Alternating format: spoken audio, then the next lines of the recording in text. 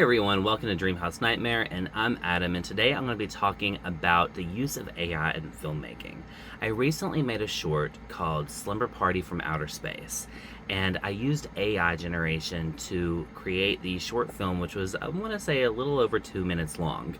So, my experience with that was pretty interesting. There's a lot of different things that I want to talk about, including the pricing. I want to talk about the different tools that I think are interesting to use in independent filmmaking and how to help save production cost. And is AI a good thing or a bad thing? And is it having a positive or negative effect on our film community? So, the answer is yes and no to pretty much all the above. But we're going to get into it. But before we do, we're going to watch the short that I made.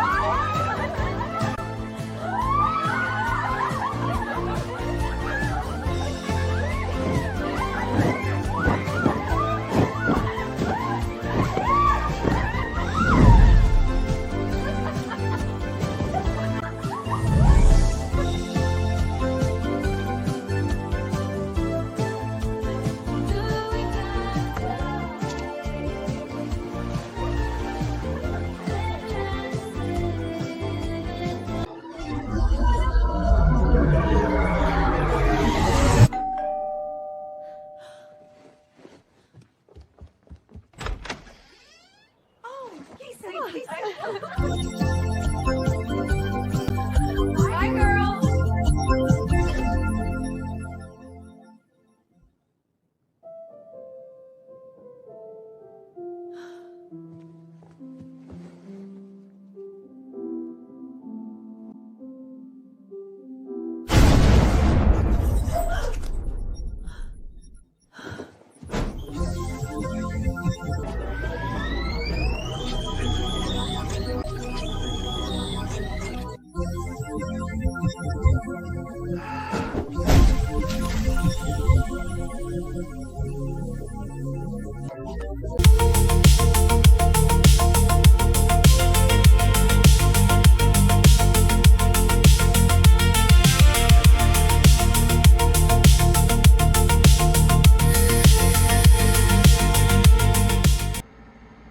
So that was the short that I made using DVid AI.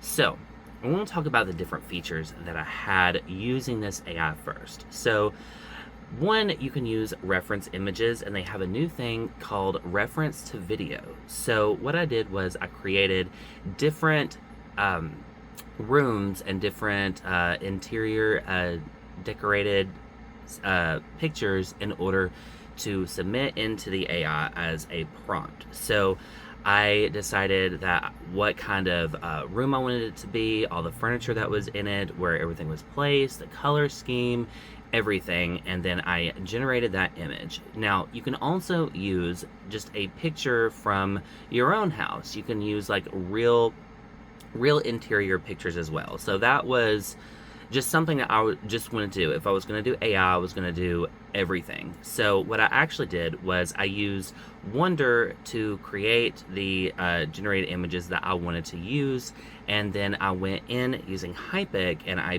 prompted what I wanted to change and what I wanted to add to those pictures.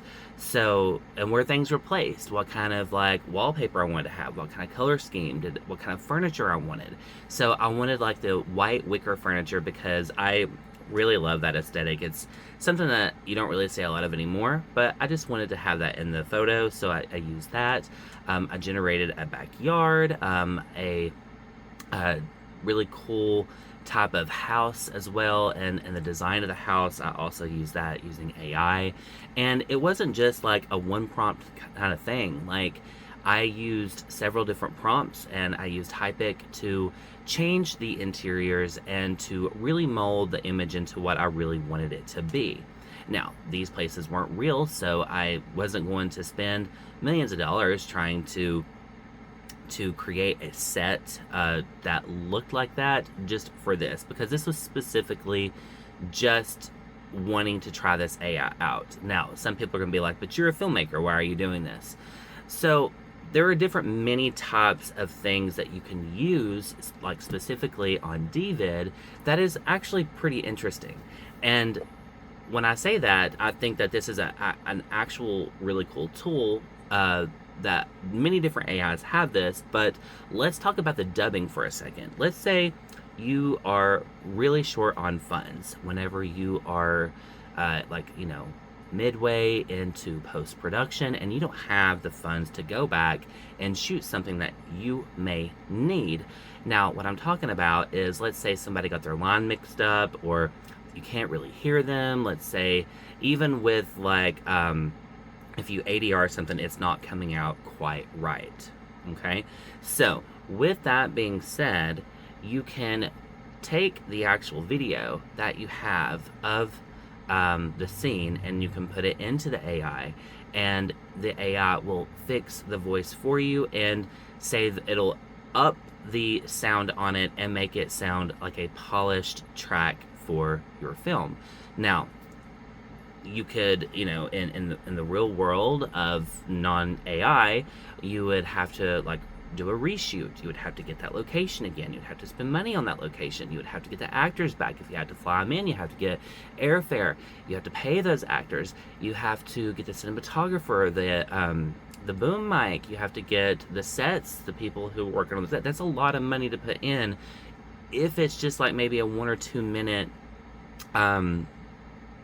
quick fix, and it's an absolute must. So I have run into this prior, and we've had to do reshoots and things like that.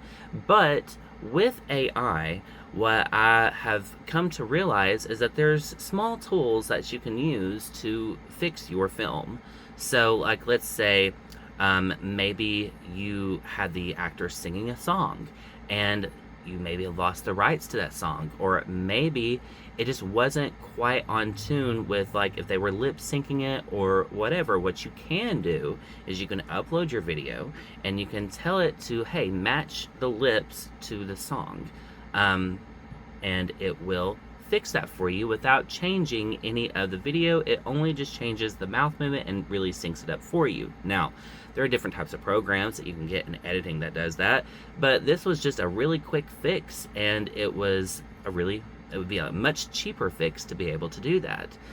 Second to that is, let's say maybe the lighting is not quite right, but you can still see the actors, but you need to have a little bit better lighting, and it's too dark, and no matter what you do, it's just too dark, or maybe it's too much light within the scene.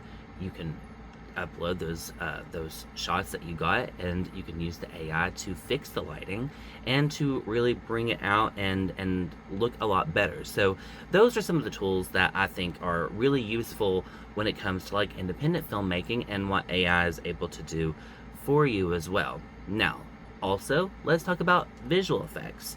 So there are some things in let's say if you're making a supernatural film and you needed to add fog or something in the scene, maybe it wasn't showing up too good on camera, and you're in post at this point, and you just are like, I don't really like the way this is looking. Now, what you could do is you could add those visual effects in by downloading and going through the different types of fog effects. Or you could upload your video to the AI and allow the visual effect to be put in on the video that you've already filmed, and make it look a little bit more realistic. So that's just an example of some of the different things that you can do with AI, which I think is an asset, because when you work in low budget filmmaking like I do, there's only so much that you can really do with a budget, and also there's only so much you can really do, especially if you have to go back and reshoot something. It costs a lot more money, and you may have to take a little bit more money away from the budget. But not to create an entire film using AI, but using it as an editing tool to help make the film either look better, add a visual effect, maybe get the like if there's a word or two that's not quite right, you can have them fix it in the prompt that you put in. So I do think that that is a very cool aspect to using AI in filmmaking. Second to that is the short film that I created, which was Slumber Party and the Visitor from Outer Space. I wanted to see just how expensive AI was, what you could actually possibly do with this, and just to see, because what I've noticed recently, and I actually looked it up and it is a real thing, is I'm seeing a lot of AI generated commercials, and you can tell that they're AI generated, and some of them you really can't, but like more of like the cheaper ones, like the cheaper commercials, maybe like a hometown commercial, something like that, you can really tell that it's AI. So what I did was I just wanted to really dive into the AI and see what it was like, see how much creativity was put into that. And I was kind of surprised. On one level of it is it took a lot of hard work, and it was not easy. It was slightly frustrating at first, but then once I got the gist of it and how to really decide what was going to be in the scene, what was not going to be in the scene, and it was like, I took the image of the living room, and I knew how I wanted the living room to be done, so I had prompted everything in a separate AI from David to create the scene of the room. And then from that, I uploaded that scene, but then I wanted to create a character. So with the character, I went and I used Wonder again to help create the character and what she looks like. And then I also went in and I changed the hair, I changed the face, I changed the skin, I changed the eyes, I did the makeup using AI, and I really just put it in there. So instead of sitting there putting it on someone's face, I edited that in on an image, and I uploaded that into the David prompt, and I can also add as many photos and reference photos as I wanted in there. I don't know what the cutoff is, but there was several that you're able to actually put in there. So what it did is it took the scene, and I could sit there and say, hey, I want her sitting here, I want her to eat a pizza, I want her to go answer the door, run outside, be super energetic and happy, and I want music to be playing in the background, or you could do whatever you want with it. And so I did that, and I want to go over the pricing at this point, just to tell you how much I spent on this short. So I started out with the light to get used to the just the program itself. They also have like a few things that you can do for free just to try it out prior to actually buying this. But for the light, it's for beginners, and it's $10 a month, and it's 120 billed annually. Now, I don't recommend this one at all to anybody, because once you run out for the month, you are out, and it gets really expensive from there. But on the light, you get 200 credits a month, up to 40 videos or 100 images. Buy more credit packs as needed, but it does cut you off on those credit packs. You can buy one more, and I noticed that it just completely cut me off until I was able to bump up to the next package plan. Now, the features on the light was a top quality video models, which they are. I didn't want to use like the top for this, because I was just trying it out and I really didn't want to use all my credits up. But I use image and text to video, 720 pixel outlet, 100 plus AI video templates and effects, cross video character consistency, and AI video ads, AI avatar, and AI music, fast generation mode. And it is private creation is the benefits, no watermarks, and full commercial use. Now, that is in the light. Second to this is the Pro. Now, I did go to Pro at one point, and it is $25 a month with 600 credits a month and up to 120 videos with 300 images. Buy more credit packs as needed. Again, it only lets me buy one. Features is a top quality video models, image to text to video, and 1080 pixel output with 100 plus AI video templates and effects, cross video character consistency, and an AI video adds an AI avatar, AI music, and fast generation mode. The benefits of it is a private creation, no watermarks, and a full commercial use. Now, to tell you, it's like 60, or no, it was 300 and something credits to create a 15-second clip. And then if you have to edit and go back in or extend it, it's still another, I think it was like 350 or 360 credits to create that. So it was a lot. So it says up to 120 videos or 300 images. And then there's a question mark on it. And I really don't see how you can get 120 videos whenever it costs so many credits to do that. Now, I was extending.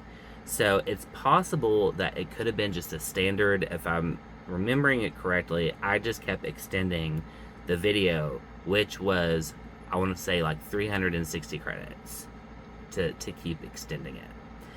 But it still wasn't enough. So I wound up buying the premium feature for this short. Now, remember, this short is about 2 minutes, and I'm going to tell you what the premium had. For high-volume professional users requiring maximum efficiency and value, it was $119. With tax and everything, it wound up being like $130-something. The credits was 3,000 credits, up to 600 videos or 1,500 images. Buy more credit packs as needed, and it was a top-quality video models, image to text to video, a 1080 output, 100 plus AI video templates and effects, cross-video character consistency, AI video ads, AI avatar, and AI music, fast generation mode, and it has priority support, full commercial use, no watermarks, and it's a private creation. Now, I want to say that it was slightly kind of different from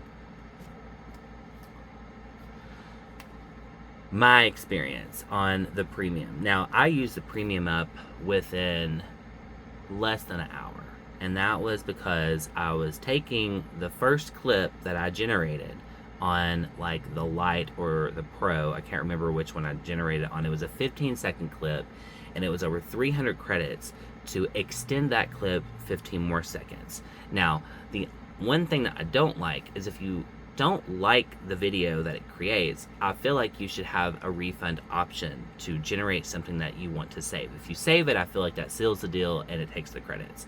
That would be more efficient, in my opinion, if you're going to do something like this. Now, will I probably ever do this again? Probably not. But what I would do is, if I'm, having an issue on one of my films, I think there's a lot of really cool tools on here that you might be able to use to fix one of the scenes, to edit it. So I do have to give it that. So I spent I used the 130 up with the 25 and the 10. Now, they have the monthly price, which I didn't go over, and that was this right here. So I had spent, the Lite was 14, Pro was 35, Premium was 159. So I paid 130 something on the monthly. I don't know if I got like a deal or something. I didn't think I did, but maybe because I was already signed up, they were offering me the 135, so I took it to get the premium. But for monthly, it's 159 monthly, and that's the one I had. But what I will say is this: if you have an actor who may have had a really great take and they messed up on one word, you, instead of like trying to ADR and edit that, instead of going back and trying to shoot that and trying to get the best performance out of it, you could upload this video and fix that one word, just that one word that you need. You could literally fix that, and then put it right back in to your actual film, and pretty much it would be flawless at that point. And I don't see anything wrong with that per se. And also, when it comes to like editing images, I have been going back and I've been like restoring images of films, or restoring posters of films that really don't have any poster of them online. It's really hard to find them, and if you are able to find a poster, then it's probably extremely pixelated and it looks absolutely terrible. It looks like it was taken on like the first camera phone that was ever out there. But the reason that I wanted to use this AI was how amazing it is to remaster some of the posters. Now, I have remastered many posters on here for different reviews that I've done on the channel. And it's not just this one. Like, I use PixArt, Hypic, I use Dvid, I've used so many. Those are like the top ones for me. I've used Facetune to go in and really bog down in detail. With Hypic, you can relight the photo. You can make their hair look more realistic. With Facetune, you can go in and you can change the color of their eyes. You can add reflection onto their eyes. You can whiten their eyes, whiten their teeth, add realistic makeup, add realistic skin. You can add sweat to your skin. You can make it look like you've got like an oil on your skin, like that shimmer effect. You can do so much. You can give them a tan. You can, and it looks extremely real. Hypic has the same thing, and it does it separately on the head and the body. So you have, and it's the same options, but it just doesn't do it all at one time, which I'm kind of glad, because I've noticed that like maybe the glass look is better for the body than it is the gloss look for like on the face. That's better for the face. So there's different types of reasoning as to why I wanted to use this, because when I do enhance the image, this has been like the best poster editing software I have come across on any type of AI, and that would be dvid.ai. So this is by far incredible. But when it comes to the video portion of this, at first the clips look pretty good. As you can see, like, you know, when she's like sitting in the bathtub in the short at the very first of it, she looks very youthful, very young. But as the generation was going, the faces tend to change a little bit, and started to look a lot more older. And one of the things too was I noticed was like the chest. She looked very youthful in the beginning, and then she looked like she had a horrible boob job that looked like her breasts had gotten really hard from the boob job, and it was like, it looked like it was an older woman with that needed like a new boob job done and have the old ones removed. That's to me what it looked like in the short as it kept going. So the consistency part is something that I would have to kind of work with and kind of try to use if I was going to buy this to make a short or to extend a clip. And that was the other thing, is the extending the clip, which I will get to in a second. But that was that, like, the consistency of the way the character looks. Now, some of them looked great and some of them was consistent, and then sometimes their hair would just change. Like, you have to be very specific with the prompt. Like, do not change the way they look. Keep them youthful. Do not add any more characters, because sometimes they would be like running forward, and when they spread out, you'll see one go this way, but then she's gone when she comes around another person, or things like that. So, like, you've got to be very, very, very specific when you are prompting. That is the only thing. Like, if you are going to do a AI video generation, that is what you have to do.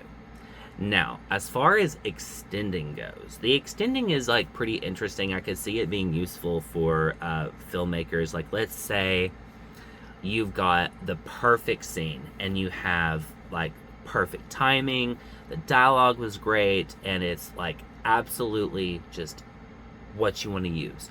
But like, let's say you needed a few seconds afterwards, like when the scene is done and everybody's done talking.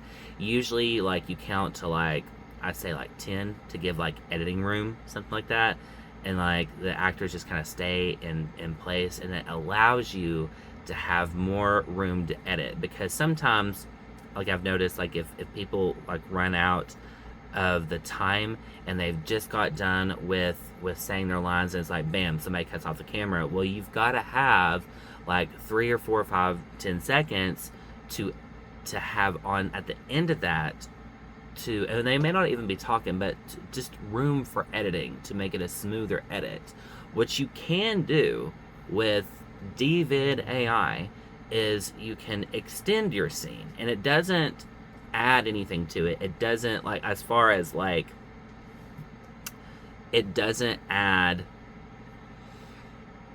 like the talking, which you can add that in, but I'm just saying if you want to just to extend it only, it'll just extend it 15 more seconds from the frame that it was in. Now, you can do this in CapCut. So why spend credits like this on extending it like that, unless you really needed something specific in it? Maybe you needed them to like look directly at the camera, I don't know, whatever. But I mean, if you're just needing editing room and you just need a few more seconds added on to the end of that clip, it'll add 15 seconds to it, and it won't, you can have it not change any of the film, none of the talking. It's just going to extend it 15 seconds. Now, I can also do this in CapCut. It probably wouldn't be as good, but I can literally take the clip, put it in, and I have to go into my phone and take a screenshot of the last frame of that video and take it into CapCut and upload it beside the video in the timeline, and it's going to add 5 seconds to that. It's a 5 second. You can do it that way, and you can also do that just like on regular like editing software as well, but that just gives you a quick fix if you need a few more seconds of editing space on there. So altogether, would I do another AI film? I probably wouldn't do an AI film because I found it expensive for the amount of time that you get. Now, I've heard that there are some that does full long scenes, which I didn't look into that to try that. I just wanted to use DVid because I've used DVid for so long now, when it comes to editing posters, which a lot of people have like this misconception that I just make an AI poster and say, oh, like it's generated, it's done, that's it. No. So what I usually have done when it comes to posters that I have made is I have either taken a picture of something, like I can take a picture like in my house, or take a picture of my hand, or take a picture of something, or generate a picture and add my picture into it, and then I edit from there. I have used my eyes, like I've taken a picture of my eye and put it into the poster and then remastered it over so it has a very detailed eye in it, and there's just different types of things that I've learned how to do. I think that DVid is just an incredible AI editing for photos. As far as videos go, I wasn't too impressed, but I'm not necessarily knocking it down because there are so many good small quick fixes that you could do in post-production and when you're editing to fix it. Like if you need to extend it, if you need to relight the scene, if you need to fix a quick word. And it's not like you're generating an entire scene, you're just having the AI fix one of the words that someone is saying. I have seen that some people have taken like foreign language films, and when they come to the US, they've been using AI to use the actor's voice, and the AI is changing their mouth and being able to speak in like English using the foreign actor's voice. Now, am I against that? I'm not really. I mean, that way I'm able to hear the original actor's voice with what they're saying. I think it's just like the world around us is evolving and it's changing. But let's talk about the creativity part of this. Now, this is where it really gets kind of controversial for me. I see everybody online all the time complaining about AI. But I feel, and I guess this is going to be the part that gets me the most flack, is I feel like the people are contradictive when it comes to AI. They sit there and say how much they hate AI, but then they're supporting a film that has a completely AI generated poster that's not even been edited or nothing. It's just been like completely generated using AI. No creative aspect into it except for just the prompt and save, and that's it. And that is very noticeable when that happens. But I don't see any problem using an AI with that. And also, like, like, for example, I have paid people to do posters for me, and then I've told them what I've wanted, and they've given it to me, and then I had to fix like one thing, and they'll go back and say, okay, this is it. Like, is there anything else? And I'm like, nope, that's what I want. And I get the poster back, and they have changed the pink to green and the blue to purple, and now I have a dark poster that doesn't match my color scheme, and then I have to pay $400 more to get it fixed. Altogether, I've spent quite a few $1,000s on posters, and I've rarely had a good experience. I had the artist that I used for my Screen Dream poster that he did the digital art where he hand drew it. That one was a great experience. That was probably one of my favorite experiences I had. At least hiring an artist. Now, I'm not saying don't go out and hire an artist, but what I am saying is that if you're going to hire an artist to do a poster, you really have to know who you're working with, and you have to look at the reviews and make sure that you're going to have a good experience all the way around. Try to find the best, right? But if, like what I have also done is I have taken a picture and put myself, just for practicing purposes, which I don't even want to show any of this, but like I took a picture of me, put it in a poster, and then I or not a poster, but a background, and then I relit it using like Hypik, where it casts a shadow and it has the light also. So there's different things that you can do, and people call that AI. I think probably it's an AI-based software, probably, but it's maybe an editing app also on your phone.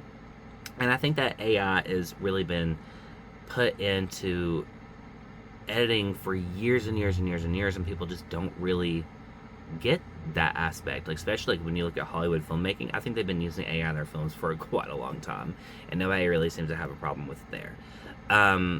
But would I say that when I say that it's contradictive, is there's a lot of people in the industry who uses AI posters. They generate everything using AI. But then you see the same people who is supporting that turn around and say, oh, like, I don't support anything with AI, I don't support anybody who uses it, but they're still supporting that person. That is the only thing I just don't get. I feel like, yes, like, we live in a world where AI is a real thing. It is, unfortunately, going to be part of our world going forward. And I think that there's a lot of different techniques and things that you can take away from it and still be creative and not be generating a full film using AI, but you can use it for editing purposes as well. And I think that's great. I think that there's nothing wrong with using AI for an editing purpose. But I don't think that, as far as like some of these people who sit and generate an entire film, do I think it's necessarily a bad thing? No, like, just do your own thing. Do whatever you want to do. I mean, everyone does it. Like, everyone, and it's not that I'm sitting here saying, like, oh, it's going to kill the indie film community or whatever. I'm sitting here saying, like, go out and use AI to create storyboards.